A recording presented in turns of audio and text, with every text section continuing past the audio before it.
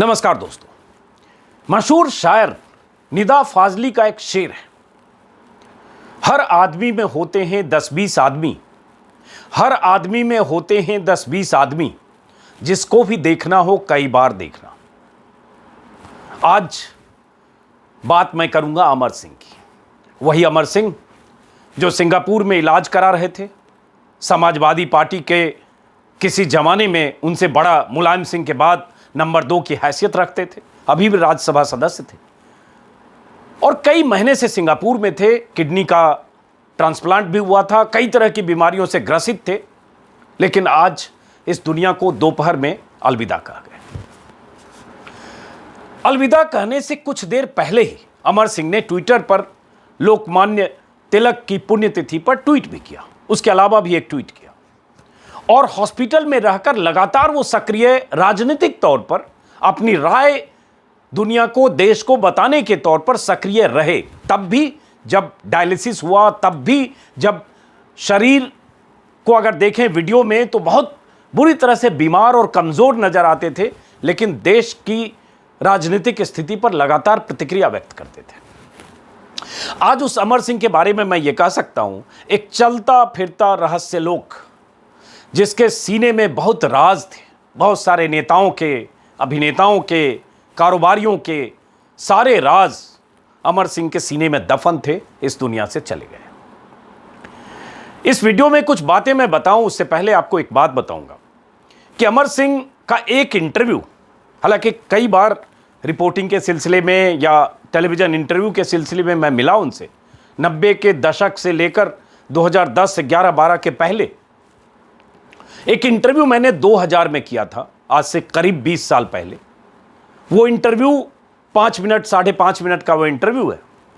मैं अभी वो तब मैं समझिए आज से फ्लैशबैक में जाऊं 20 साल पहले, अमर सिंह आज से 20 साल पहले, उस इंटरव्यू के टुकड़े को अभी मैं दिखाऊंगा इस वीडियो में। इससे समझें कि अमर सिंह तब क्या थे, अब क्या हैं, और बीच की कुछ कहानियां भी मैं आपको बताऊंगा, कहानियां या जानकारियां जो भी कहें। लेकिन उससे पहले एक बात बताऊं, वो वीडियो आप इंतजार करिए और जरूर देखिएगा। उससे लगेगा कि अमर सिंह तब उनके तेवर क्या थे, कैसे बोलते थे, कैसे अलग अलग दलों में उनकी दोस्तियां थी और कैसे अमर सिंह समाजवादी पार्टी के नेता होते हुए भी, वाजपेयी तब देश के प्रधानमंत्री थे, और कैसे बीजेपी में भी उनके रिश्ते थे, कैसे कांग्रेस में भी उनके रिश्ते थे और कैसे उनकी दुश्मनियां भी थी। अमर सिंह के बारे में लोग कहते थे न इनसे ज्यादा दोस्ती अच्छी न दुश्मनी अच्छी। बहुत सारे लोग उनसे डरते भी थे कि पता नहीं किसके बारे में क्या कह दें, क्या बयान दे दें, क्योंकि बोलने में बेलौस और बेखौफ थे कई बार। और उनके बयानों पर तो आप पूरी किताब लिख सकते हैं, जो 1996 से लेकर 2010-12 की बात अगर करें तो। लेकिन अमर सिंह की बात करते वक्त मैं उनके ट्विटर हैंडल को आज देख रहा था। एक शख्स जो इस दुनिया से चला गया, वो लगातार ट्वीट कर रहा था और उनका, मैं ट्विटर को अगर देखूं, कुछ स्क्रीन पर आपको उनके ट्वीट्स दिखा रहा हूं अभी, और आगे मैंने जैसा कि बताया मैं वो इंटरव्यू दिखाऊंगा जो मैंने आज से 20 साल पहले किए थे। वहां रहकर अमर सिंह कई ट्वीट कर रहे थे, लेकिन जो एक खास है वो सबसे पहले एक वीडियो अमर सिंह का जो उन्होंने अपने ट्विटर हैंडल पर डाला था, 2 मिनट 6 सेकंड का ये वीडियो है। इस वीडियो में अमर सिंह ने क्या कहा, इसीलिए मैंने स्क्रीन पर थंबनेल में लिखा मैं अमर सिंह बोल रहा हूं। और इस वीडियो में उन्होंने जो कहा, पहले मैं चाहता हूं वो आप सुने, उसके बाद इस वीडियो के बारे में उन्होंने ट्वीट पर क्या लिखा, लिखते रहे, क्यों विवादों में रहे, क्यों चर्चित रहे, क्यों कहा गया कि कई बार ये लोग कहते थे कि मुलायम सिंह उनके इशारे या उनकी सहमति या उनकी रजामंदी के बगैर एक फैसला नहीं कर सकते, चाहे कई बार बेटे के खिलाफ जाए। ये अलग बात है कि एक दौर आया जब बेटे की बादशाहत आई समाजवादी पार्टी में या बेटे का दबदबा आया तो अमर सिंह बाहर किए गए, फिर वापस आए, फिर बाहर हुए। बहुत सारी कहानियां हैं, कुछ जानकारियां जो मेरे पास है और वो इंटरव्यू जो मैंने किया। लेकिन उससे पहले ये 2 मिनट 6 सेकंड का वीडियो देखिए, खुद क्या कह रहे हैं जब उन्हें लगा कि उनके बारे में कुछ अफवाहें फैलाई जा रही है कि उनकी मौत हो गई या होने वाली है या बहुत सीरियस है या बच नहीं पाएंगे, तो वो क्या कह रहे थे, सुनिए। सिंगापुर से मैं अमर सिंह बोल रहा हूँ, रुग हूँ, त्रस्त व्याधि से लेकिन संतरस्त नहीं। हिम्मत बाकी है, जोश बाकी है, होश भी बाकी है। हमारे शुभचिंतक और मित्र ये अफवाह बड़ी तेजी से फैलाए हैं कि यमराज ने मुझे अपने पास बुला लिया है। ऐसा बिल्कुल नहीं है। मेरा इलाज चल रहा है और माँ भगवती की इच्छा हुई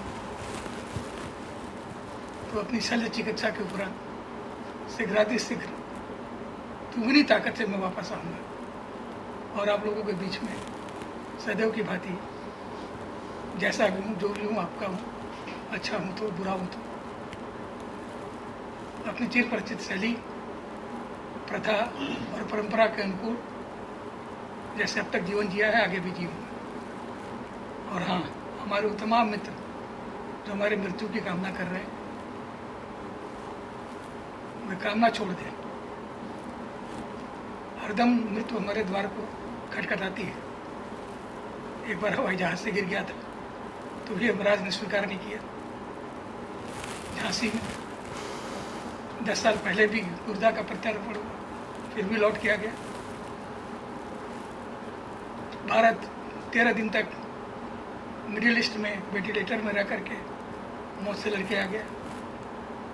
उन तमाम अवसरों के मुकाबले अब की बार तो बिल्कुल स्वस्थ हूँ, बिल्कुल सचेतन हूँ और हमारे डॉक्टर कहते हैं कि हमारा मस्तिष्क किसी 10 साल के बच्चे से ज़्यादा उर्वरक है।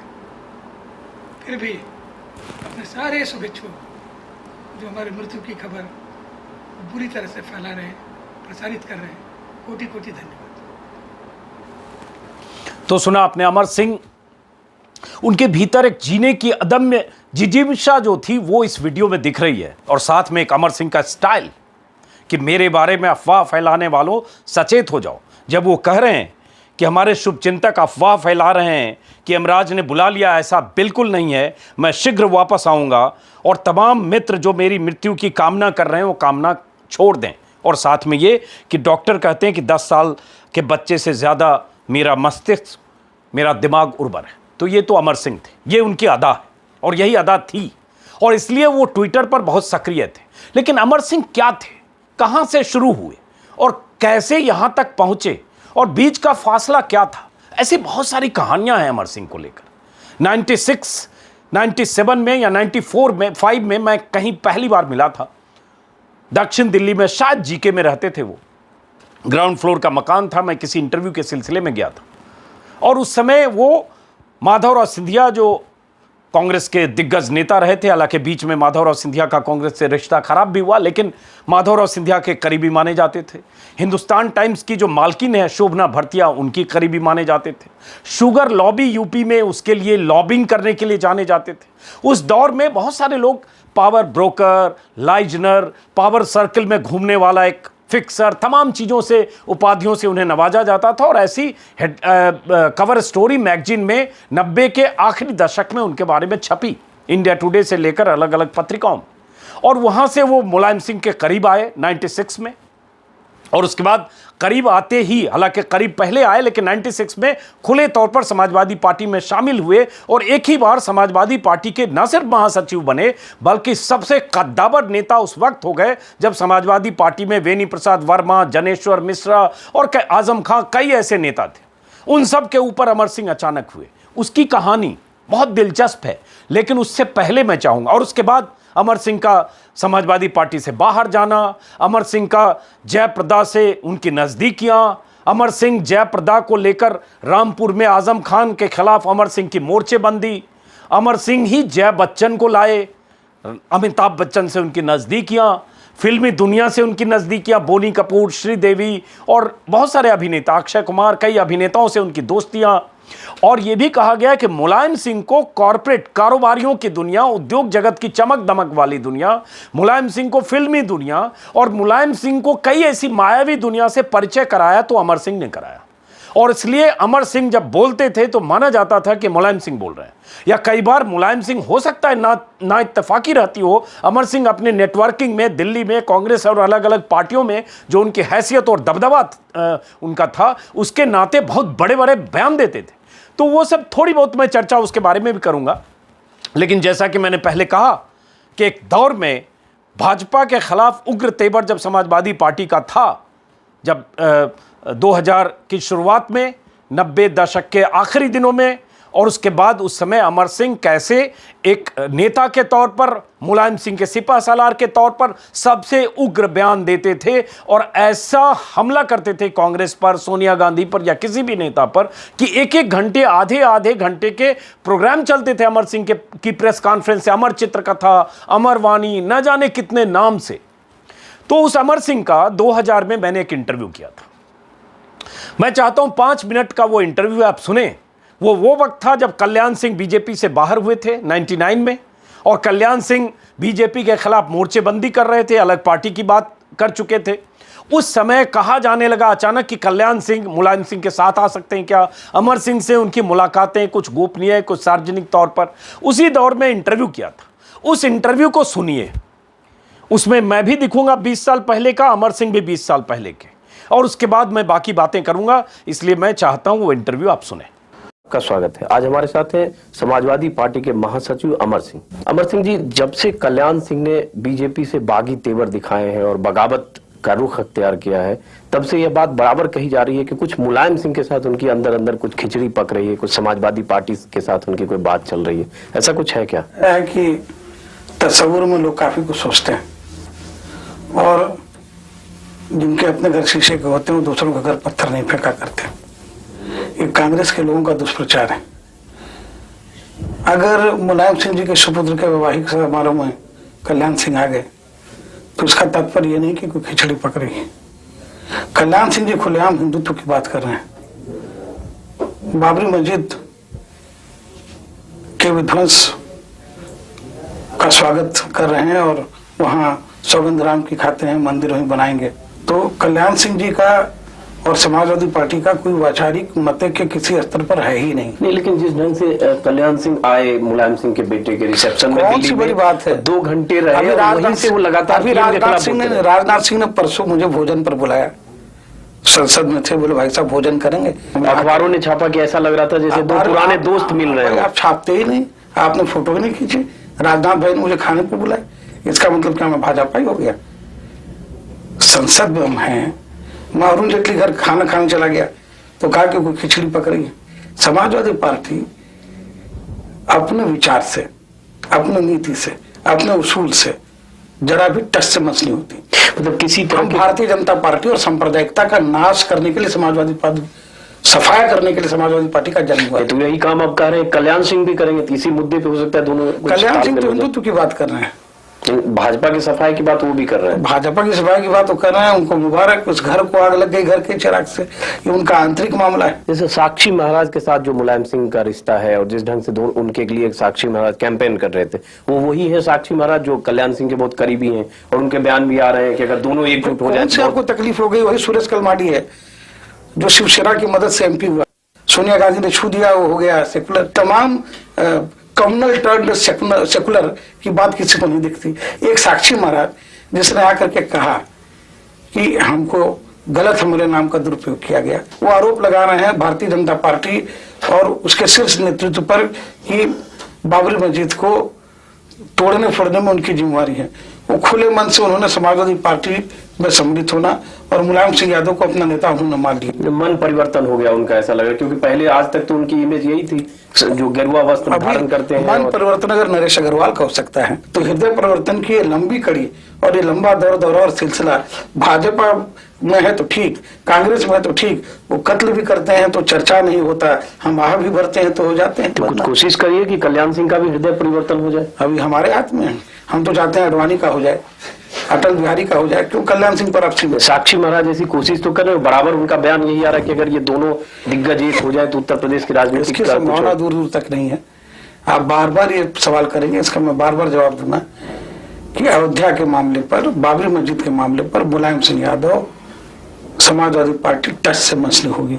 अच्छा अमर सिंह जी, कांग्रेस अचानक कैसे इतना सेकुलर फेस अपना प्रोजेक्ट करना चाहिए? 2 दिन संसद को चलने नहीं दिया, इतने दिनों तक बाबरी मस्जिद कोई मुद्दा नहीं था, अचानक 2 दिन मुसलमानों का वोट चाहिए। खिसकते हुए जनाधार को पकड़ने की छटपटाहट जो केसरी जी के नेतृत्व में कांग्रेस को मिली 142, सोनिया जी के नेतृत्व में चली गई कांग्रेस रसातल में। उसको काउंटर करने के लिए फिर समाजवादी पार्टी ने कुछ शुरू किया क्या, मुस्लिम वोट बैंक को हमको काउंटर करने की जरूरत नहीं है।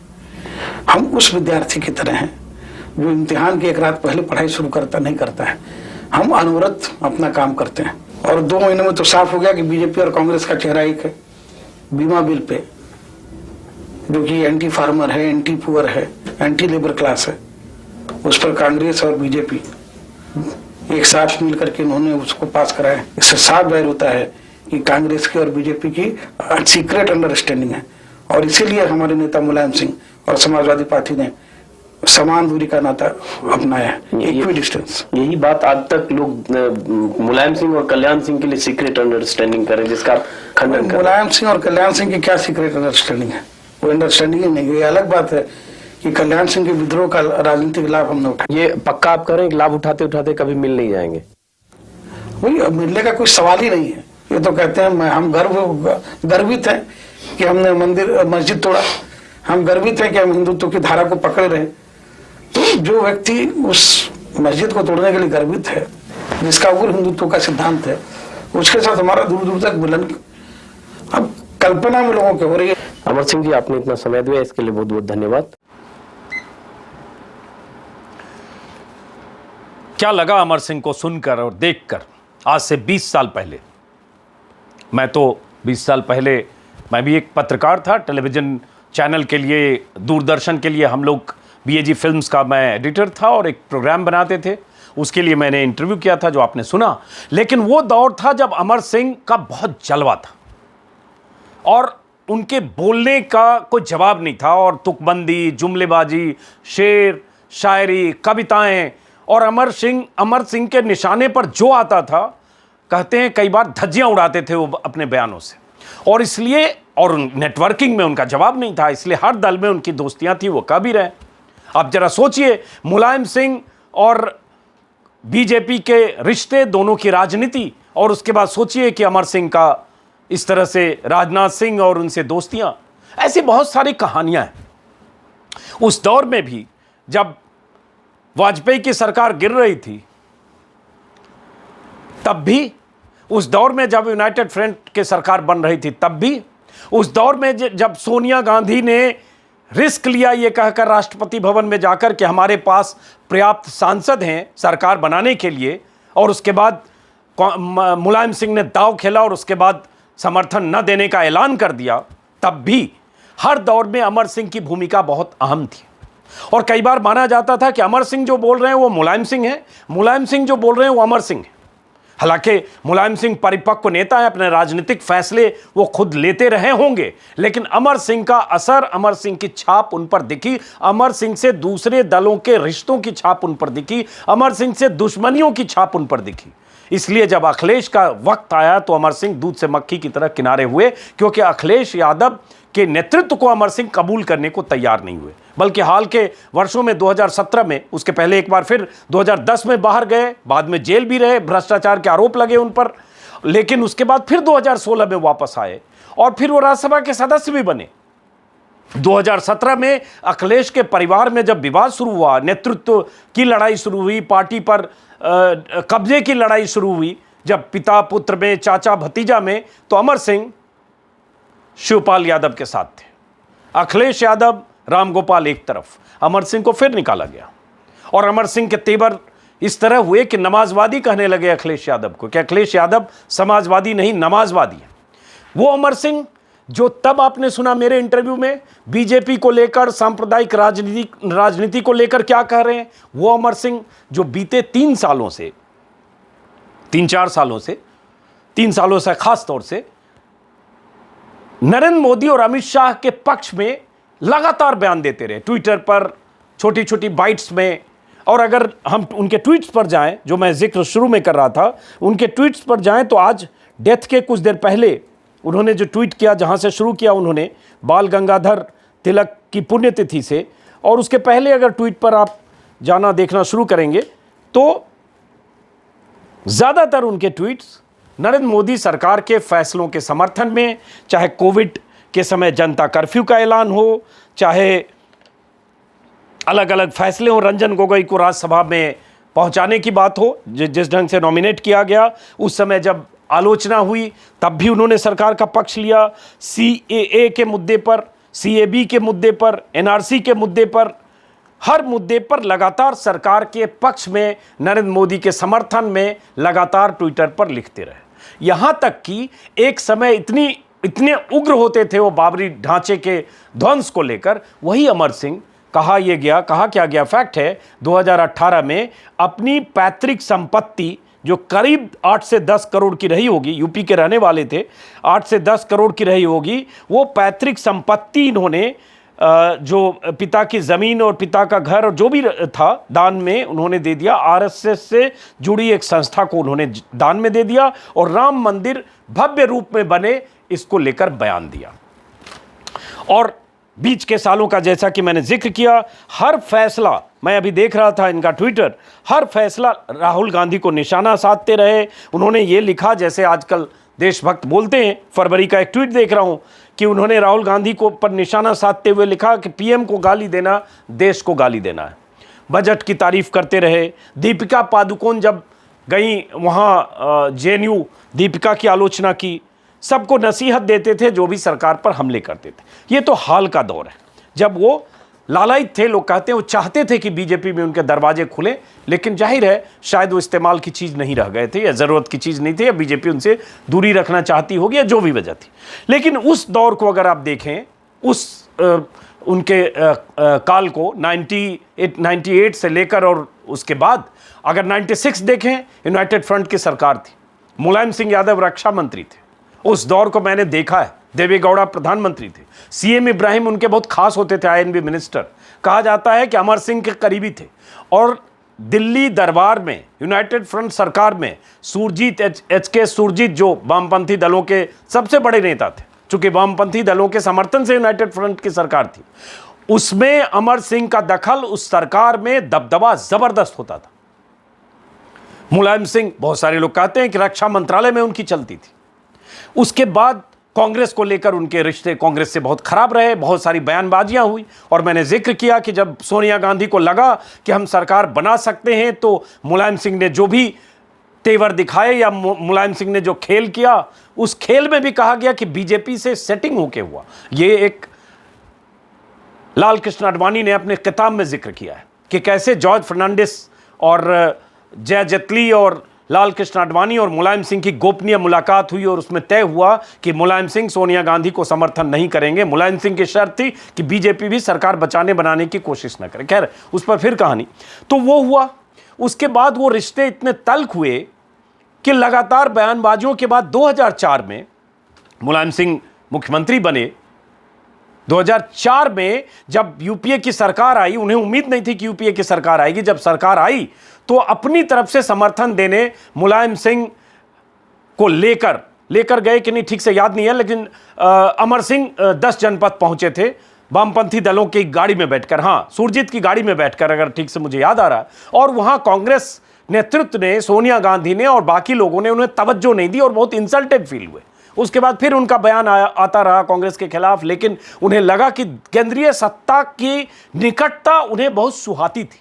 वो एक उनके भीतर ये प्रवृत्ति थी सत्ता के करीब रहने की, क्योंकि उनका सारा जो नेटवर्क था वो सत्ता के करीब रहने से ही वो संचालित होता था।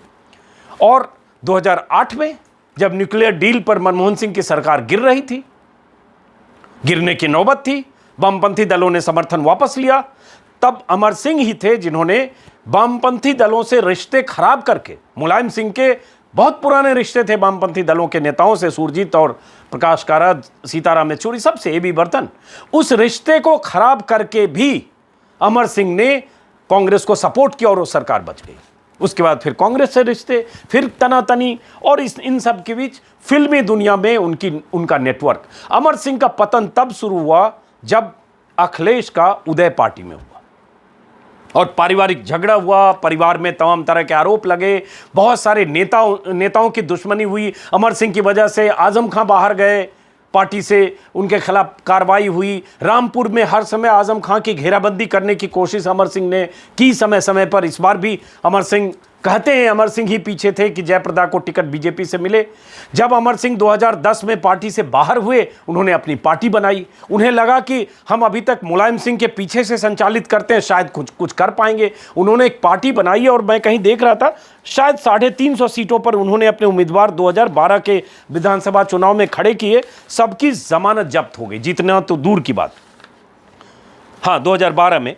और उसके बाद फिर वो बेचैन रहे, विचलित रहे, लेकिन उनके भीतर ये बेचैनी सत्ता के इर्द गिर्द, जो बार बार मैं कह रहा हूं, इसके बिना वो जी नहीं सकते थे, इसके बिना वो रह नहीं सकते थे। बहुत आरोप उन पर लगे उनकी नेटवर्किंग के, उनके रिश्तों को लेकर, लेकिन अमर सिंह बहुत जलवे के साथ रहे। पत्रकारों से उनके बहुत अच्छे रिश्ते थे। लोगों से बहुत सारे ऐसे पत्रकार हैं जो उनसे बहुत उनके करीब माने गए। हर दौर में अमर सिंह एक ज़रूरत की तरह भी रहे किसी पॉलिटिकल अलाइनमेंट के लिए। मुझे याद है कि शायद 2011-12 रहा होगा और अमर सिंह का रिश्ता उस समय खराब होने लगा था समाजवादी पार्टी से। आजम खां वर्सेस अमर सिंह चल रहा था। आजम खां का एक इंटरव्यू मैंने किया था उस समय, अमर सिंह के खिलाफ बहुत खुलकर बोला था। वो इंटरव्यू यूट्यूब पर है, 2 इंटरव्यू आजम खां, इसमें उस इंटरव्यू की बात कर रहा हूँ। और उसके बाद अमर सिंह उस समय भी सिंगापुर में थे और अमर सिंह से मैंने फ़ोन किया जिसमें उन्होंने कुछ कहा कि मेरे सीने में जो राज है, अगर मैं बोल गया तो बहुतों की मुश्किल हो जाएगी। और उसके बाद मैं न्यूज़ 24 का एडिटर था। मैंने 4-5 दिन तक क्या राज है, इस राज से क्या डरते हैं समाजवादी पार्टी के नेता मुलायम सिंह, उस पर अमर सिंह बहुत नाराज़ हुए। और उनके पार्टी के से बाहर जाने की एक वजह, उस समय पार्टी में आइसोलेट होने की एक वजह उनका वो इंटरव्यू, उनका वो बोलना बना, क्योंकि उसके पहले नहीं बोल रहे थे। और उसके बाद अमर सिंह ने मुझे भी फ़ोन किया था, 2011 ही था शायद, मुझे भी फ़ोन किया था कि इस तरह से आपने मेरे बयान को चलाया जो उन्होंने फ़ोनों में मुझे बोला। खैर, उसके बाद फिर बाहर गए, जो मैंने बताया 360 सीट पर उन्होंने उम्मीदवार खड़े किए। और समाजवादी पार्टी, जो छोटे लोहिया जनेश्वर मिश्रा की पार्टी थी, जो मुलायम सिंह की पार्टी थी, जो हिंदी हार्टलैंड की एक अलग किस्म की पार्टी थी, उस पार्टी को एक्सपोजर देकर एक ग्लैमरस मजमा जुटाने का काम उस पार्टी से, या मजमा को जोड़ने का काम मुलायम सिंह ने किया। अनिल अंबानी को पार्टी के करीब लाना या पार्टी की महफिलों में लाना, सुब्रत राय सहारा से नज़दीकियों की वजह से, कहा जाता है इसमें फंडिंग और बहुत सारी चीज़ें भी जुड़ी होगी। बहुत सारे ऐसे मौके के वीडियो मुझे आज याद आ रहे हैं। अखिलेश यादव की शादी मुझे याद आ रही है। तमाम बड़े बड़े दिग्गज वहां जुटे, कहा गया है सब अमर सिंह का नेटवर्क है। लेकिन मुलायम सिंह से अलग होते ही अमर सिंह खत्म, क्योंकि ये सब नेटवर्क तब काम करता है जब पीछे ताकत हो, जनता की, विधायकों की, सांसदों की, पार्टी की, संस्था की, संगठन की। पार्टी, संस्था, संगठन, विधायक, जनता, इसके बगैर पैदल।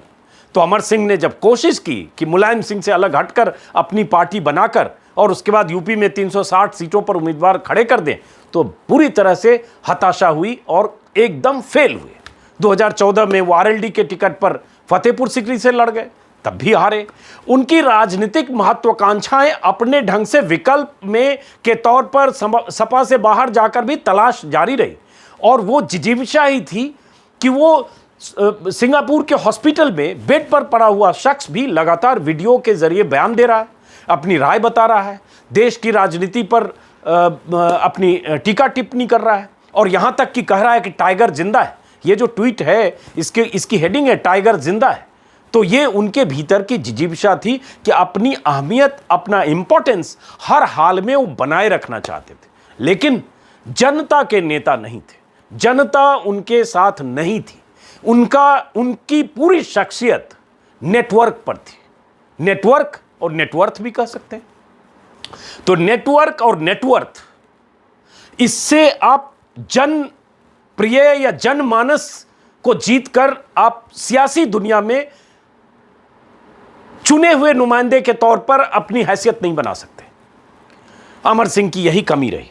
तो ये वीडियो चूंकि लंबा हो रहा है दोस्तों, मैं इस पर बात फिर करना चाहूंगा, क्योंकि बहुत सारी जानकारियां हैं और इसमें एक अहम पहलू अमिताभ बच्चन का। अमिताभ बच्चन से अमर सिंह की निकटता पुराने जमाने से, और अमिताभ बच्चन को जब गर्दिश में थे तो अमर सिंह ने मदद की। कहा जाता है कि बैंकक्रप्ट जब अमिताभ बच्चन की कंपनी ABCL हो रही थी तो अमर सिंह ही थे जिन्होंने मदद की, करवाई, सुब्रत राय सहारा से या और भी तरीकों से, और इसका जिक्र वो करते रहे।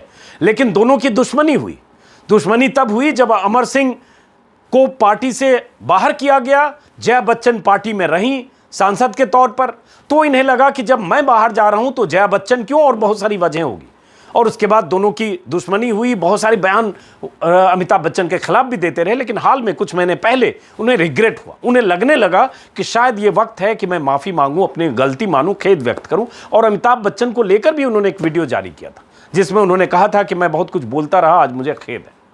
तो अमिताभ बच्चन ने अभी ट्विटर पर एक फोटो डाला है जिसमें सिर्फ एक निशब्द की मुद्रा में है, सिर उन्होंने झुका रखा है, कोई प्रतिक्रिया नहीं है। वो ट्विटर की तस्वीर आप देख पा रहे हैं। ये एक अपना तरीका है दुख व्यक्त करने का जो अमिताभ बच्चन ने किया है, और इस परिवार से उनकी निकटता, ऐश्वर्या राय, अभिषेक बच्चन, श्वेता बच्चन, जया बच्चन, सबसे उनकी ज़बरदस्त निकटता रही है। वो दौर हमने 90s के आखिर से लेकर 2008-10 तक हमने देखा है। और उस दौर में यह भी माना जाता था कि राहुल गांधी, सोनिया गांधी या सोनिया गांधी परिवार से रिश्ते खराब करने की एक वजह अमर सिंह है, या अमर सिंह है इसलिए रिश्ते ठीक नहीं हो रहे। बहुत सारी कहानियां हैं। तो इन कहानियों पर दोस्तों फिर बात करूंगा। फिलहाल ये वीडियो लंबा हो गया, लेकिन मैंने जैसा कि कहा कि एक चलता फिरता रहस्य लोक इस दुनिया से चला गया। फिर से बात करेंगे, और अगर आपने हमारा YouTube चैनल सब्सक्राइब नहीं किया है तो सब्सक्राइब करें। और हर रोज़ मैं अखबारों के साथ एक विश्लेषण करता हूं, किस अखबार में क्या छपा, क्या छिपा। कोशिश करिए उसको देखिए, मेरा हौसला बढ़ेगा। नमस्कार।